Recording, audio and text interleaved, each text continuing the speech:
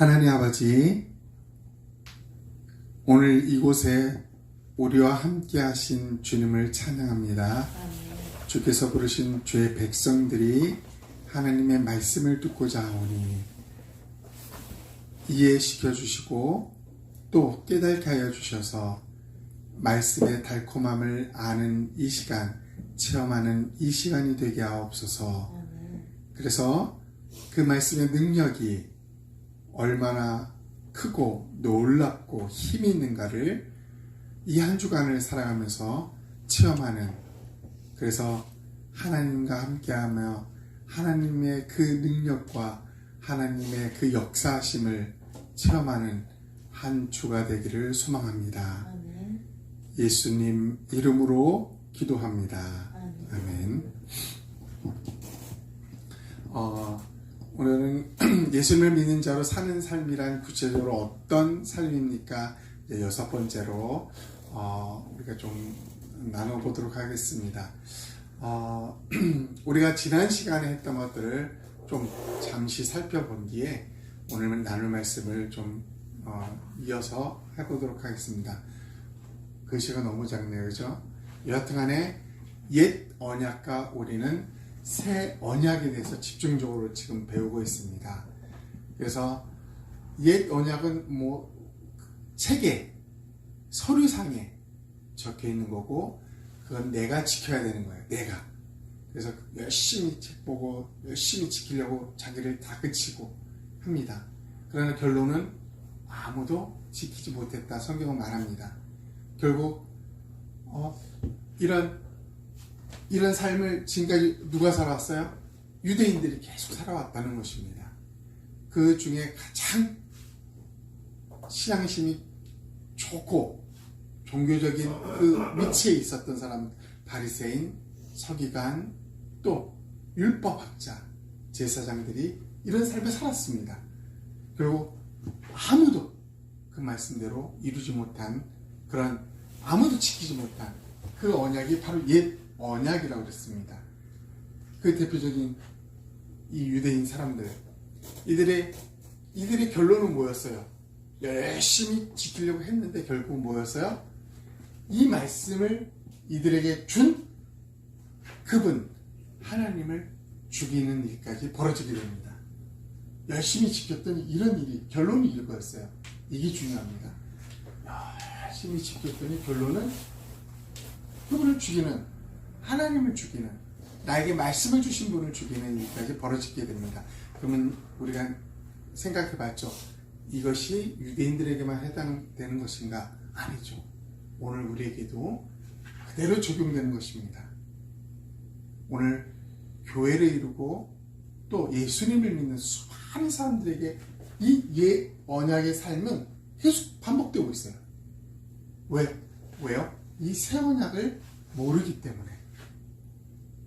지금도 많은 사람들은 지키려고 애를 쓰죠. 자기 몸을 다그쳐요. 채찍하면서 정말 철두철미하게 지키는데 우리가 옆에서 보면 야, 대단하다 할 정도의 그런 정말 각오로 지키려고 애를 씁니다. 그러면 그럴수록 발견되는 것은 뭐예요? 좌절감, 죄책감, 정죄감밖에 남는 게 없다는 것입니다. 그래서 하나님은 완전히 옛 언약과 완전히 다른 새 언약을 우리에게 주셨다고 했습니다. 새 언약은 책이 필요 없어요. 말씀 그 자체가 내 안에 새겨지는 겁니다. 그게 바로 예수님이었습니다. 예수님은 이제 책 가지고 이렇게 하는 게 아니라 내 안에 완전히 들어와서 나와 같이 사는 거예요. 그분이 이루신 모든 것들을,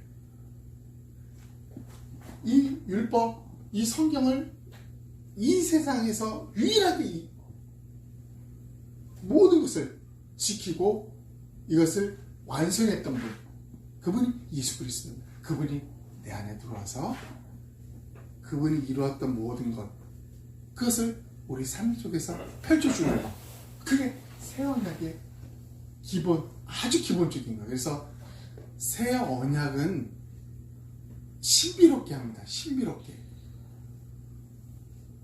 정말 옛날 우리가 이성적인 사고, 과학적인 사고로 이렇게 접근하기가 상당히 불편한 그게 새 언약이에요. 새 언약. 우리 마음에 새겨져 주체가 하나님이 되셔 우리 익숙한 삶하고는 다르잖아요. 그래서 많은 사람들이 새 언약이 익숙하지 않으니까 다시 언약처럼 성경을 보고 자기 몸을 다그치면서 열심히 신앙생활 하려고 애를 쓰는 거예요. 이거 하면 안 되는데 해도 남는 게 없는데 이분 그러면 이제 우리는 이 새 언약의 핵심으로 모델적으로 사셨던 분이 누구예요? 예수님이었어요. 예수님이 이 땅에 오셔서 예수님이 한 일은 뭐예요? 간단해요. 하나님을 사랑하고 이웃을 사랑하는 것. 이거네, 이거. 수많은 기적과 이적 일으킨 거, 이 모든 게 뭐에 포함돼요? 하나님을 사랑하고 이웃을 사랑하는 것. 이 안에 예수님은 그 삶을 사셨다는 거예요. 그 삶을. 병든 자, 아무도 가보지 않은 사마리아 여인, 문둥병자, 예수님 찾아갑니다. 왕따 당하는 세리 찾아갑니다. 율법을 철저히 지켰던 사람들의 눈에는 예수님은 율법을 어기는 사람이에요. 죄인과 같이 어울리는 아주 몹쓸 사람으로 보이는 것입니다. 근데 예수님은 옛 언약과 상관없이 뭐예요? 하나님을 사랑하고 이웃을 사랑하는 삶을 33세까지 사셨다는 것입니다. 그리고 죽으십니다. 죽으시면 모든 인류의 역사는 죽으면 끝나는 거예요. 근데 기독교의 놀라운 사실이 뭡니까? 부활. 그분이 십자가의 죽으심과 더불어 아주 중요한 사실이 부활했다는 거죠. 부활. 그리고 오늘날 그분은 어떻게 해요? 이제 육신으로가 아니라 영으로 모든 사람의 마음속에 이제 들어가는 것입니다. 그분이 기록되어지는 겁니다. 우리 안에. 그래서 그리스도인의 삶은 뭐예요? 새 언약에서 새 언약. 예수님이 내 안에서 그분과 같이 사는 삶. 그래서 우리는 다른 말로 하면 동행이에요. 동행. 이 삶을 사는 거예요. 이게 기독교인의 삶이에요. 다시 일로 돌아가면 절대 안 됩니다. 그러면 성경과 율법 이게 아무것도 아닙니까? 아니죠. 이분이 내 안에서 그 삶을 펼치는 거예요. 지키려고 해도 안 됐던 이것이 내 삶에서 하나하나씩 펼쳐지는 것이 기독교인이에요. 기독교인. 이제 우리는 한번 생각해 볼 게 있습니다. 새 언약의 시작은 그럼 어떻게 시작하는 것일까?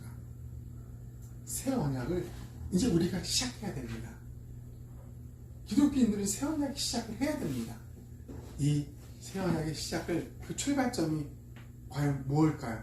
가장 정말 중요한 요소가 무엇일까요? 그것을 우리는 좀 살펴보려고 합니다.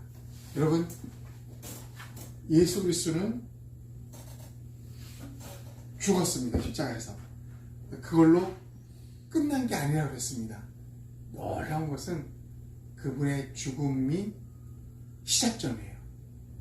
그분의 죽음이 시작점. 그분이 죽어야만 1차적인 모든 문제가 해결되는 거예요. 우리의 죄 문제, 하나님과의 관계, 이게 그분의 죽음으로 해결되는 거예요. 그리고 나서 이제 그분은 놀라운 역사가 우리 인류 모두에게 이제 그분이 각 사람에게 적용되어지는 것입니다. 죽음이 시작이라 할 수 있겠죠. 자, 오늘은 이 부분을 좀 말씀을 보면서 살펴보고자 합니다. 요한복음 12장 24절, 25절 우리 한번 다 같이 한번 읽어보겠습니다. 시작. 내가 진실로 너에게 이르노니 한 알의 밀이 땅에 떨어져 죽지 아니하면 한 알 그대로 있고 죽으면 많은 열매를 맺느니라. 자기의 생명을 사랑하는 자는 잃어버릴 것이요 이 세상에서 자기의 생명을 미워하는 자는 영생하도록 보존하리라. 이게 난해한 말입니다. 난해한 말. 내가 진실로 너에게 이르노니 한 알의 밀이 땅에 떨어져 죽지 않으면 한 알 그대로 있고 죽으면 많은 열매를 맺는다. 비유를 합니다. 씨앗 하나가 땅에 심겨집니다.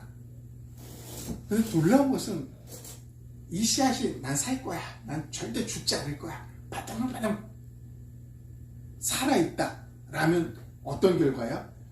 그냥 그 한 알이 땅속에 그대로 있는 거예요. 근데 놀라운 것은 이 씨앗이 죽는 그 순간에 무엇이 발생합니까? 새싹이 뜨는 것입니다. 그 새싹을 통해서 수많은 열매가 주렁주렁 맺게 되는 것입니다. 그러니까 죽으니까 열매가 맺네? 이게 기독교의 원리입니다. 죽으니까 열매를 맺네? 살면, 죽지 아니하면 그냥 나 하나 그대로 있는 것입니다. 변화되지 않은 나, 여전히 나, 그걸로 하나로 그대로 있는 것입니다. 바리새인들, 율법학자들이 실패했던 이유, 많은 사람들이 여전히 실패한 이유가 뭐예요? 이거예요. 내가 살아있고 내 힘과 내 노력으로 무언가를 계속 하려고 합니다. 정말 우리가 상상할 수 없는 그런 고도의 경건의 그런 배움의 지식에 이르기까지 합니다. 그럼에도 불구하고 하나를 그대로 있다는 것입니다. 열매 없이요. 기독교는 분명합니다. 죽는 그 순간에 싹이 납니다. 미랄은 모든 씨앗은 죽는 그 순간에 신비하게 싹이 나요. 그래서 많은 열매를 맺을 수밖에 없습니다. 죽으면 열매를 맺는다. 우리가 지금까지 배우면서 이 죽는다는 말을 여러 번 한번 언급했었죠. 죽는다라는 것. 여러분, 예수님 믿는다는 것은 죽는 것입니다. 이걸 모르니까 옛 언약으로 다시 삶을 계속 살아가는 거예요. 한번 볼까요? 네. 갈라디아서 2장 20절부터 다 같이 읽습니다. 시작. 내가 그리스도와 함께 십자가에 못 박혔나니 그런즉 이제는 내가 사는 것이 아니요 오직 내 안에 그리스도께서 사시는 것이라. 윗부분만 봤습니다. 기독교는 시작은 이거예요. 예수님이 십자가에 못 박으셨을 때 모든 사람은 이제 예수 그리스도는 끝났다라고 하는 그 순간이요. 그 순간. 끝났다는 그 순간에 우리도 그분과 함께 죽었다라고 성경은 우리에게 말해주고 있습니다. 죽었다. 왜 그랬을까요? 왜 성경은 우리가 죽었다고 말했을까요? 예수님을 많은 사람은 이제 끝났어 이제 라고 생각했어요. 그를 죽이고 그를 십자가에 못 박으라 했던 많은 사람은 이제 끝났다 라고 했는데 그때부터 시작이었어요. 그때부터 놀라운 역사가 예수님이 살아계셨을 때보다 더 큰 역사가 전 세계 곳곳에서 발생하기 시작합니다. 수많은 열매가 맺혀지기 시작합니다. 성경은 아주 분명합니다. 내가 그분이 십자가에 돌아가실 때 나도 죽었다. 그 말은 뭐예요? 내가 죽어야만 무언가 발생하는 것입니다. 하늘의 밀이 죽어야만 수많은 열매가 따라오게 되는 거예요. 따라오게 되는 거예요. 성경은 아주 분명합니다. 너는 죽었다고 합니다. 그런즉 이제는 내가 사는 것이 아니야. 내가 살지 않는다고 분명히 말하고 있지 않습니까? 오직 내 안에 그리스도께서 사는 것이다. 그리스도는 이거예요. 내 안에 그리스도가 사는 거예요. 내가 더 이상 살지 않는 것입니다. 왜? 나는 이렇게 살아있는데? 우리 이렇게 살아있잖아요. 근데 내가 왜 죽었다 그래요?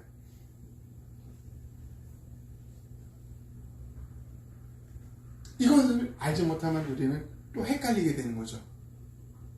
나의 죽음, 정말 내가 정말 죽어야 되는 게 무엇인지를 성경 우리에게 분명히 알려줍니다. 여러분, 자기의 생명을 사랑하는 자는 잃어버릴 것이요 라고 성경은 말합니다. 자기의 생명을 사랑하는 자는 잃어버린대요. 이 생명을 우리의 목숨으로 생각한다면 오산입니다. 우리 목숨을 사랑하는 자는 잃어버리게 된다. 우리 여전히 살아있잖아요. 죽지 않고. 그러면 우리는 자기의 생명을 사랑하는 게 무엇인가를 우리는 분명히 알아야 되겠지 않겠습니까? 수많은 사람이 생명을 다하고 죽음에 이르면 이제 장례 절차를 거칩니다. 그래서 생애 모든 걸 마치고 남아있는 사람들이 추도하는 일만 남는 거죠. 자기 목숨을 잃는다는 것은 이게 아닙니다. 자기 목숨을, 자기 생명, 내가 십자가에 죽었던 그것은 육신의 내가 아니라는 것이죠. 뭘까요? 내 안에 있는 나입니다. 내 안에 있는 나. 우리는 그거를 때로는 자라고 말하기도 하죠. 자. 그죠? 우리는 너 자존심도 없니? 이렇게 말하죠. 여러분, 기독교는 내 속에 있는 내가 십자가에 예수 그리스도가 돌아가실 때 죽은 자라고 아주 분명하게 명확하게 말하고 있습니다. 그리고 그때 죽지 않았다면 너는 너로 여전히 하나일 그대로 남아있어 라고 말합니다. 다른 말로 왜 기독교에서 수많은 사람들이 열매를 맺지 못하고 있는가 라는 것은 아주 분명하죠. 죽지 않았다는 것입니다. 하나일 그대로 여전히 땅속에서 아둥바둥 자기 목숨 살려고 그렇게 있다는 것입니다.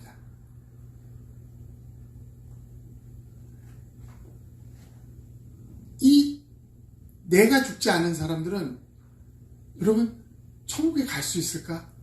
위험합니다.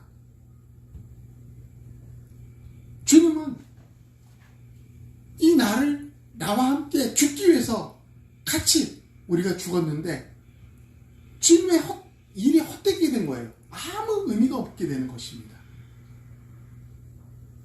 결국은 나는, 내 속에 나는 살아서는 안 되는 것입니다. 죽어야만 제대로 된, 정말 제대로 된 수많은 열매를 맺게 되어 있다는 것입니다. 성경 한 곳을 우리 살펴보도록 하겠습니다. 우리 다 같이 읽습니다. 시작. 또 무리에게 이르시되 아무든지 나를 따라오려거든 자기를 부인하고 날마다 제 십자가를 지고 나를 따를 것이니라. 주님은 아주 분명하게 말합니다. 야, 모두가 이 기적을 보고 나를 따라오지. 내 말씀이 선포되면 좋다고 따라오지. 그 사람들이 나를 따르는 자가 아니라고 합니다. 나를 따르는 진정한 자는 뭐라고 해요? 자기를 부인하고 날마다 제 십자가를 지고 나를 따르는 자. 이게 무슨 말이에요? 자기를 부인, 날마다 제 십자가를 지고. 놀라운 것은 날마다 십자가를 진대. 이게 무슨 말? 날마다 내가 죽는 겁니다. 날마다 죽는 거예요. 내 목숨이요? 이 생명? 아니죠, 아니죠. 내 속에 있는 나. 내가 날마다 죽는 것. 그리고 부인을 했죠. 나는 죽었습니다라는 거. 그게 자기의 부인이에요. 나는 죽었습니다. 나는 죽은 자입니다. 이게 자기 부인입니다. 이게 바로 날마다 자기 십자가를 지고 예수님을 따르는 자의 모습이에요. 모습. 이게 그리스도인의 모습이라는 거예요. 아주 훌륭한 몇몇 수제자 그들의 모습이 아니라는 것이죠. 이게 예수님을 믿는 사람들의 모습이라는 것입니다. 쉽지 않죠. 예수님이 야, 너 원수를 위해서 기도해. 원수를 위해서 네가 할 수 있는 모든 것을 해봐. 도와줘봐. 그를 칭찬해봐. 그를 격려해봐. 이게 안 되는 것입니다. 안 돼. 왜 안 돼요? 내가 하나를 그대로 있으면 안 되는 거예요. 내가 살아있으면 절대 할 수 없습니다. 내가 죽을 때 내 속에 있는 예수님이 그 일을 감당하십니다. 내가 죽을 때만 가능하다는 것입니다. 우리가 잘 알고 있는 손양원 목사님, 고등학교 다녔던 두 아들 동시에 잃어버렸잖아요. 그 친구들에 의해서 좌파우파 비참했습니다. 그때 죽창으로 막 찔러 죽이는 일들이 비일비재하게 일어났지 않습니까? 이제 고등학교 졸업한 미국 유학 가려고 다 준비됐던 큰아들, 같은 친구 반 아이가 공산당 그를 믿는 아이가 죽입니다. 그런데 손양원 목사님이 10가지의 그 아이를 잡기 위해서 막 눈이 그냥 빨개져서 내 아들을 죽인 놈, 내가 너를 용서치 않아. 이게 아니라 그 소식을 듣고 이 손양원 목사님은 내가 하나님께 10가지 감사할 게 무엇인가를 적어봅니다. 10가지 감사. 기억에 남는 게 몇 개 있어요. 하나님을 위해서 순교하는 자가 내 가족 중에 한 명이 나오는 것도 내가 영광인데 하물며 2명이 나왔습니다. 그래서 저는 감사합니다. 하나님, 큰아들이 이 고등학교 졸업하면 미국에 유학 가서 정말 많은 걸 배우고 이제 길이 팍 열렸는데 그 좋은 미국보다도 100배, 1000배 더 좋은 천국을 하나님 가게 하셔서 감사합니다. 이 10가지를 쭉 하나님께 감사합니다. 이 모습이 뭐예요? 내가 살아있는 자는 절대 할 수 없습니다. 내가 죽은 자, 그때서 열매를 맺을 수 있습니다. 내 안에 계신 예수, 내 안에 계신 그분 때문에 그게 가능하다는 것입니다. 손양원 목사님에게 있어서 자기는 없습니다. 그는 날마다 자기 십자가를 지고 날마다 죽는 것입니다. 나는 죽은 자이다. 내 안에는 예수 그리스도가 살고 있다 라고 외치는 자가 그분이었다는 것입니다. 사랑하는 여러분, 죽으면 많은 열매 맺는 게 기독교 원리예요. 죽을 때 많은 열매가 있습니다. 죽을 때요. 내 안에 있는 내가 죽을 때. 근데 30년, 40년, 50년, 60년을 신앙생활해도 여전히 내 안에 내가 죽지 않는 사람이 허다하다는 것입니다. 정말 많습니다. 그랬던 사람들의 대표적인 인물이 누구였어요? 예수님을 죽였던 종교 지도자들이었습니다. 우리도 모태신앙 이거 의미 없습니다. 나 오랫동안 신앙생활 해왔어. 나 큰 교회 다녀. 유명한 목사님 모시고 아무 의미 없습니다. 내가 지금 죽었느냐 안 죽었느냐, 여기서 모든 판가름이 나는 것입니다. 여기서 기독교의 시작과 여기서 새 언약을 향하여 가고 있는지, 여전히 옛 언약을 향하여 가고 있는지를 판가름하는 기준이 죽었느냐 안 죽었느냐입니다. 사랑하는 여러분, 우리는 죽었다고 성경은 수없이 말합니다. 예수님도 그것 때문에 이 땅에 오신 것이에요. 야, 네가 죽어야 내가 네 안에 들어갈 수 있다는 것입니다. 네가 죽어야 내가 네 안에 들어갈 수 있어. 이것을 우리 신학적인 용어로 뭐예요? 회심이라고 해요. 회심. 우리 지난 시간에 잠깐 언급했던 이 회심이 있을 때 기독교의 시작은 이제 진행되는 것입니다. 말씀을 마무리할게요. 새 언약의 시작은 뭐서부터 시작합니까? 죽음, 나의 죽음. 예수님의 십자가의 죽음은 끝이 아니었습니다. 시작이었죠. 그분의 죽음 때 나도 같이 죽는 것이, 그게 기독교의 시작입니다. 내가 죽었을 때 나에게 뭐가 나타나요? 성경은 분명합니다. 하나의 미랄이 죽지 않으면 하나 그대로 있고, 죽으면 많은 열매를 맺는다. 수많은 사람들은 위의 것을 쫓아갑니다. 죽지 않으면 내가 그대로 있고, 내 그대로 있는 내가 열심히 또 열심히, 수많은 열심, 아무런 결과로 내지 못하는 옛 언약의 신앙 행위를, 삶을 또 살아가고 있는 것입니다. 그러나 새 언약을 믿는 자들은 내가 죽는 것입니다. 그분의 안에 예수 그리스도, 그분께서 사시는 것입니다. 이 삶이 어떤 삶인지를 잘 모를 거예요. 안 살아봤기 때문에. 그래서 우리는 이 삶이 어떤 삶인지를, 그리스도를 하나하나 이렇게 모험가처럼, 탐험가처럼 살아가는 것이 그리스도인이에요. 그리스도. 분명한 것은 이 삶은 뭐예요? 열매. 나무에 붙어있는, 줄기에 붙어있는 그 가지에는 반드시 열매가 주렁주렁 맺을 수밖에 없다는 것입니다. 그것이 결론이에요. 결론. 죽을 때만 우리는 비로소 제대로 된 신앙생활을 할 수 있습니다.